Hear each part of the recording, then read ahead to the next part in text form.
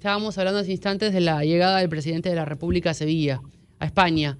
Y hablábamos ayer, Chema, Manolo, del tema de la OCDE, la OCDE, este organismo internacional en el cual el presidente ha señalado que Panamá va a hacer lo posible para ingresar y que desde el año 2016, yo recuerdo, evidentemente desde antes, pero desde el año 2016 ha buscado la forma de presionar a Panamá para que Panamá cumpla con los requisitos que impone este tipo de organismos en torno a temas financieros, a temas de implementación de los tributos. Y yo decía ayer, se han enfrascado con Panamá en su momento, pero por ejemplo a lugares como Delaware, en Estados Unidos, Manolo, ni siquiera los han tocado. Y para poder conocer más detalles de este tema y poder entender un poco más el asunto, agradecemos que haya respondido a la llamada a esta hora y que nos pueda ilustrar el abogado, el señor Adolfo, alias el Fulo Linares. Fulo, buenos días, bienvenido a Radio Panamá. ¿Cómo están todos allá? Muchas gracias Linares. por la llamada. Sí, cómo no. Gusto en saludarlo, Fulo. ¿Cómo podemos entender esta decisión del Ejecutivo de que Panamá ingrese en la OCDE? Y primero, expliquémosle cuál es la función y la existencia de la OCDE, la OCDE, para el mundo.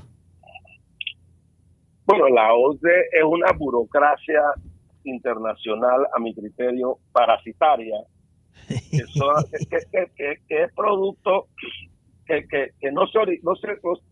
fue la secuela de la burocracia que administró el Plan Marshall luego de la Segunda Guerra Mundial. El Plan Marshall fue un plan de los Estados Unidos que invirtió mucha suma de dinero para reconstruir Europa, que estaba destruida después de la Segunda Guerra Mundial. Y una vez que se ejecutó ese Plan Marshall, que duró desde el año 45 como hasta el año 56, 57, 55, por ahí, esa burocracia, como toda burocracia que se rehúsa a desaparecer una vez que cumple con su cometido, se reinventó y se convirtió en una especie de think tank, de centro de pensamiento, porque la OECD no es un organismo internacional al estilo de la OEA o de la ONU o de otros parecidos. Y por muchos años se dedicó a ser un centro de pensamiento para promover el libre mercado y el temas aduaneros, etcétera, etcétera, ¿no? Hasta el año 98 que dio un giro de 180 grados y se convirtió en un centro de pensamiento que promueve las políticas públicas de infiernos tributarios, ¿no? Donde promueven es los impuestos altos y el objetivo de la OCDE es que no haya competencia fiscal. ¿Qué significa eso? Que todos los países en el mundo, que ellos quieren convertirse en el ente que determine a todos los países qué impuestos cobrar y cómo. ¿Panamá se doblegó? ¿Panamá se doblegó ante aquel que No, pero Chema, no, yo no creo que se doblegó. Yo no estoy de acuerdo hasta el día de hoy, porque yo no he escuchado las razones por las cuales vamos a unirnos allí, si es que nos vamos a unir. Yo no estoy de acuerdo en principio, y siempre lo he dicho, y no he cambiado de opinión hasta que alguien me convenza de lo contrario, y al día de hoy yo no he escuchado ninguna razón sobre el tema, porque primero que todo, el tema de los impuestos es un tema que es inherentemente la soberanía, ¿no? Yo decido qué impuestos cobrar, a quién se los cobro y cómo se los cobro.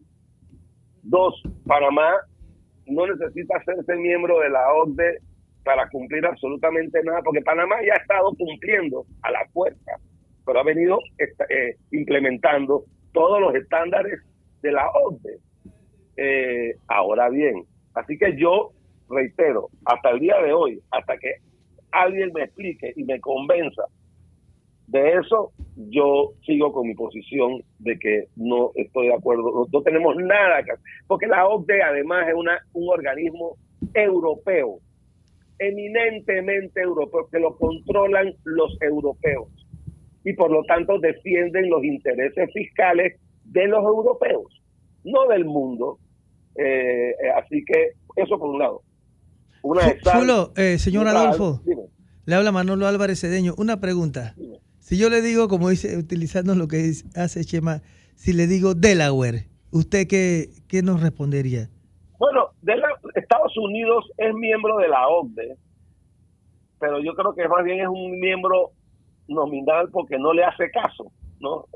Estados Unidos es algo raro porque Estados Unidos es el mayor financiador de la OCDE, es el que aporta más plata a la OCDE. Sin embargo, no le hace caso, no cumple con sus normativas ni sus estándares para nada.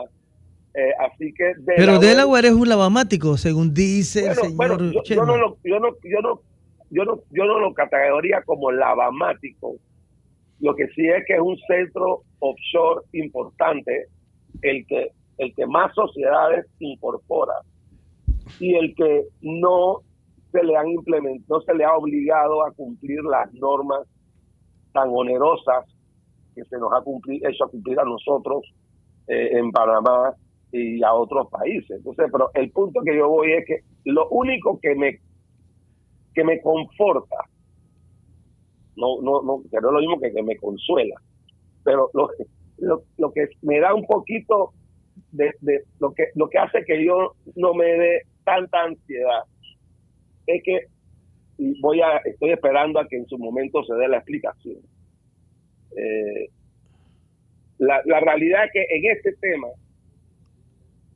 José Raúl Mulino, la posición de José Raúl Mulino ante la OCDE y ante Europa, la Unión Europea, ha sido diferente a la que tuvo, por ejemplo, Nico Cortizo y Juan Varela, que fueron totalmente pusilánimes, fueron irresponsablemente dóciles, por no decir guabinosos, a tal punto, y cayeron a tal punto que aquí hubo una canciller del gobierno de Nico Cortizo que 2 semanas después que la Unión Europea nos reiterara y nos reafirmara en la lista de países no cooperadores, al momento de retirarse el embajador de la Unión Europea, yo le hubiera mandado una declaración de persona non grata, pero aquí se le condecoró, ¿no? Uh-huh. Erika Moinés, creo que fue la canciller, que le dio una condecoración bajo Núñez de Balboa, o no sé, una de estas que tenemos para los diplomáticos. Pero Fulo... Entonces, esta posición, por lo menos, que hay algo que, no quiero decir que me tranquiliza, pero no me causa tanta ansiedad, que por lo menos la posición de Mulino ha sido que Panamá no va a cooperar en la medida en que no se afecten sus intereses y no va a aceptar que nos pongan en esta lista discriminatoria. Que no hicieron los otros. Entonces, pero vuelvo, repito, yo sí creo que se debe hacer una explicación para poder entender bien cuáles son los motivos para hacerlo, porque hasta el día de hoy yo en lo personal no le veo mayor beneficio. ¿Qué gana y qué pierde Panamá entrando a la OCDE? Bueno, yo no sé, porque yo no sé cuál es la posición. Yo ahora mismo, con mi conocimiento, yo no creo que gana nada. Si tú me vas a decir a mí ¿qué va a significar? No nos van a quitar, que si nos van a quitar de la lista haciéndonos miembros, yo no creo que eso es suficiente, ¿no? Porque así mismo nos pueden meter de nuevo. Uh-huh. Así que yo estoy esperando nada más, vuelvo y repito, alguna aclaración de este tema, me imagino que cuando regrese. Ahora, la realidad es que, y en eso sí yo tengo que felicitar al presidente Mulino, las veces que se ha expresado sobre este tema, ha sido de la manera correcta, y lamentablemente ha tomado una posición que lamentablemente los presidentes anteriores, específicamente Varela y Cortizo, no tomaron, ¿no? Así que yo estoy como ustedes esperando, ¿no? Pero esas explicaciones debieron darse antes, ¿no? No después. Bueno, no sé, no necesariamente porque bueno, a veces en la diplomacia uno no plantea cosas sino hasta cuando se dan. Yo no sé si es antes o después, yo me imagino. Ahora, ¿qué puede ganar Panamá siendo miembro de la OCDE? Unos dirán, bueno, es como un badge of honor, ¿no? Es como una especie de placa de COD en la escuela, pero yo tampoco lo veo así, porque si uno ve las políticas públicas de los países más influyentes de la OCDE, ¿cuáles son esos? Vamos a poner tres: Francia, España e Italia. Los tres están pasando por una crisis económica, fiscal y social enorme, ¿no?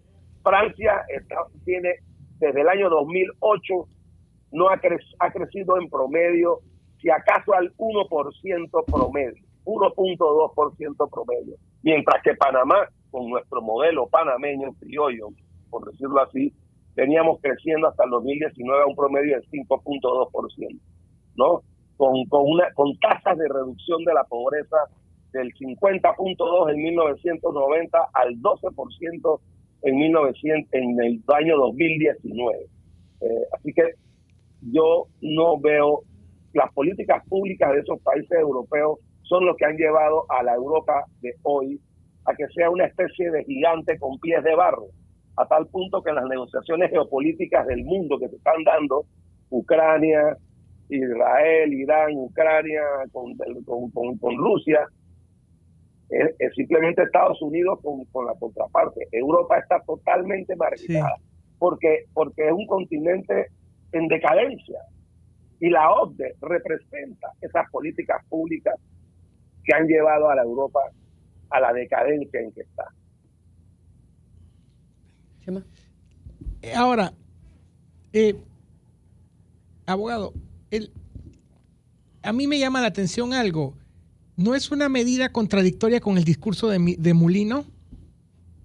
No, contradictoria no, porque el hecho de que tú tengas buena pregunta, o sea, muy buena pregunta, Chema, porque, vamos a suponer que Panamá entra a la OCDE, ¿ok? Panamá puede tomar dos posiciones, ¿no? Seguir actuando adentro de la OCDE, como actuó, por ejemplo, Juan Varela y Nito Cortizo, literalmente bajándose los pantalones cada vez que le decían salta. Ellos se bajaban los pantalones y saltaban. Mulino no es así, ¿no?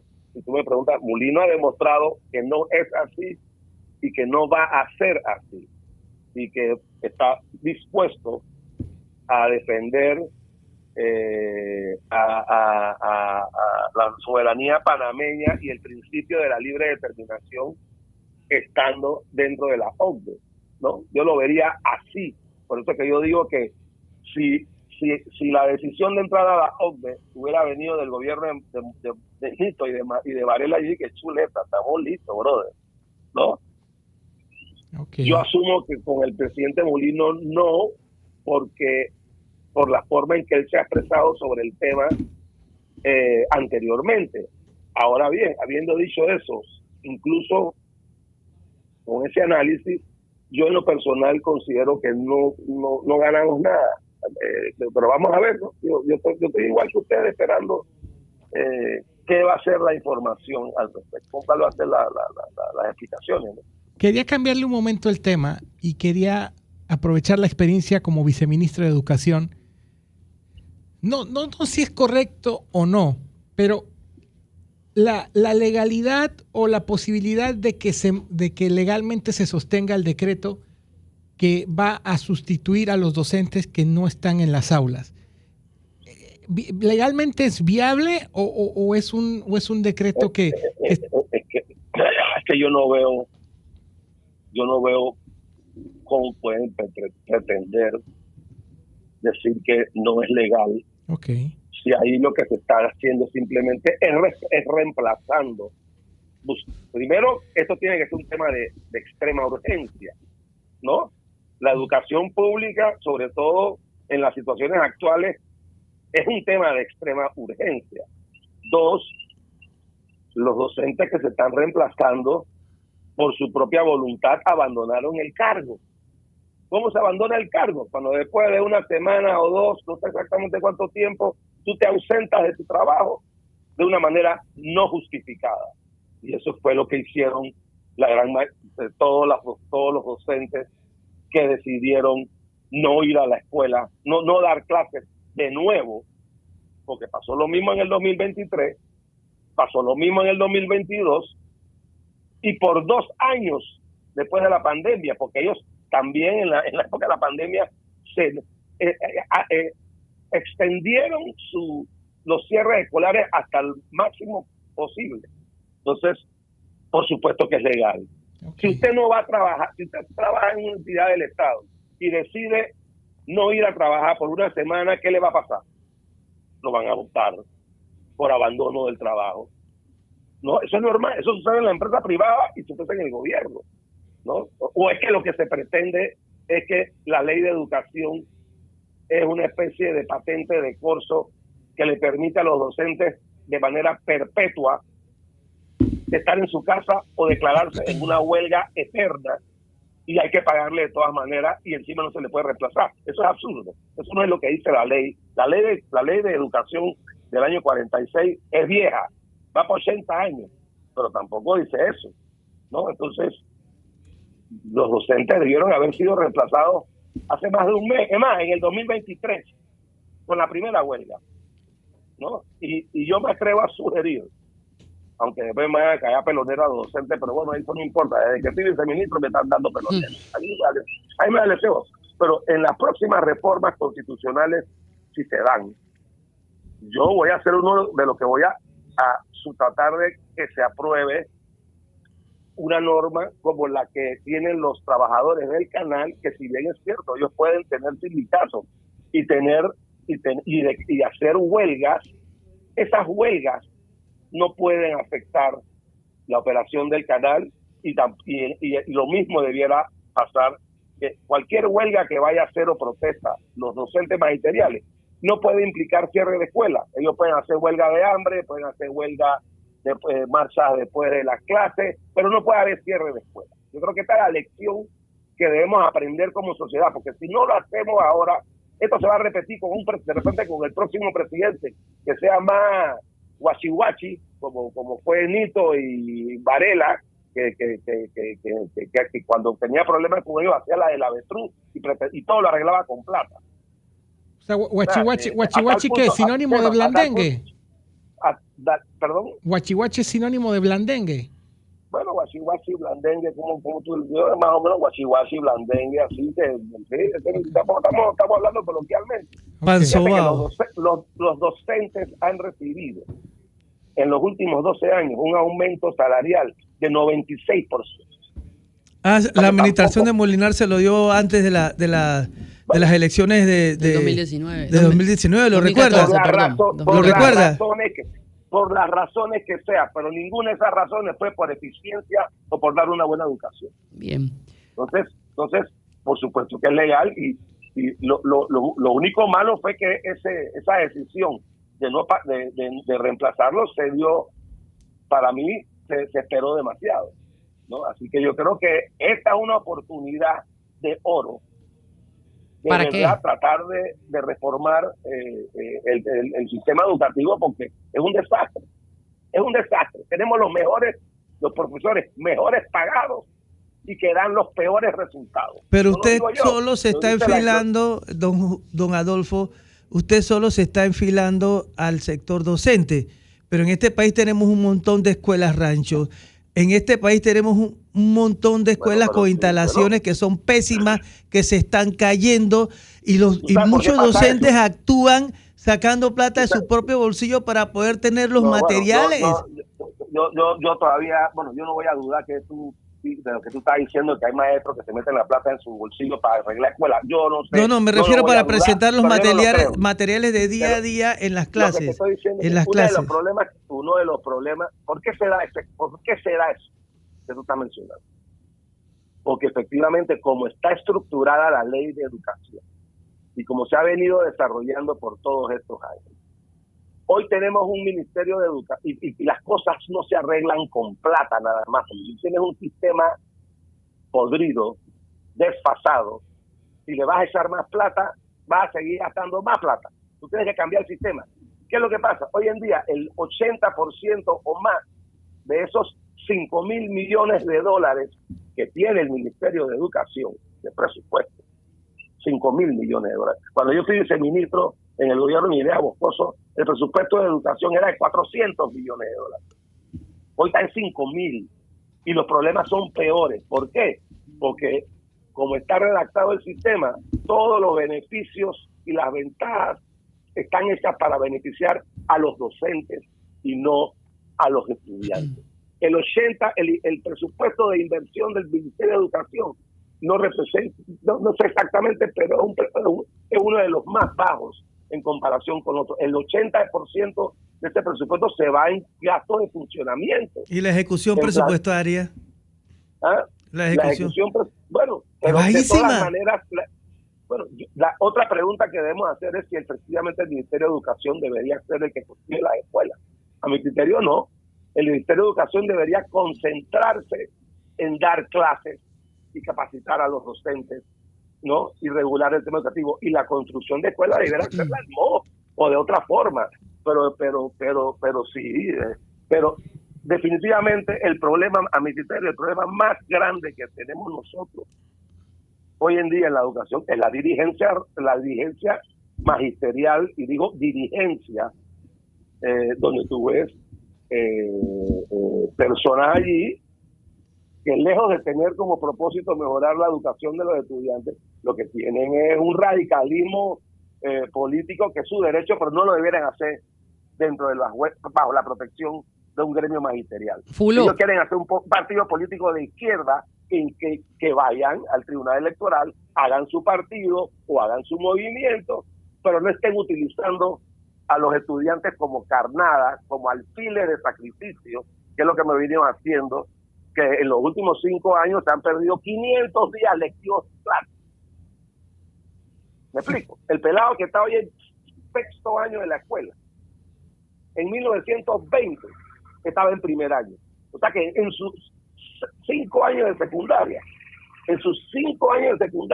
entre el 2020 y el día de hoy, 2025, este pelado tiene 510 días hábiles perdidos. Entonces, esta vaina es un crimen de lesa humanidad. Fulo, ¿cómo evalúa usted la gestión a un año de la ministra Lucy Molinar al frente de la institución? Pero es que este año no se puede evaluar mucho porque todo lo que ha habido revuelta por todas. Estás metiendo una curva ahí, te saliste se salió la recta, Fulo. No, yo no estoy evitando, que recta, que curva de qué, yo te estoy contestando, ¿no? Yo, si tú me dices que yo quiero que me despida, yo le voy a dar un gancho positivo por el simple hecho de no haberle pagado a los docentes. Es la primera vez que se da eso. Ya está bueno de ese abuso. Toda esta vaina de la ley 462 era puro cuento. Lo que querían al final siempre, Suntrack lo metió en este enredo. Ya Suntrack está trabajando hace tiempo, ¿no? Por las razones que sea, y estos se quedaron ahí pensando y esperando que iba a pasar lo que siempre pasaba, que le iban a dar el finiquito, ¿no? Y no se lo dieron. Si tú quieres que yo diga que es bueno o malo, para mí ha sido excelente por solamente haber hecho eso. Solamente eso es un indicativo, un paso hacia adelante en busca de que los docentes tienen que entender que si bien tienen derecho a defender cualquier propuesta o beneficio que ellos quieran defender, ellos no pueden estar usando a los estudiantes, a los hijos ajenos, a los estudiantes, como carnada y como ficha de trueque, ¿no? Así que bueno, yo lo considero positivo. Doctor, sobre todo en un año que ha sido tan convulsionado, ¿no? Doctor Adolfo Fulo Linares, gracias por estos minutos en Radio Panamá y ojalá podamos volver a conversar con usted para conocer y otros temas, ¿no? En torno también nos quedó pendiente el tema del cannabis medicinal. Gracias. Que nos queda pendiente el cannabis.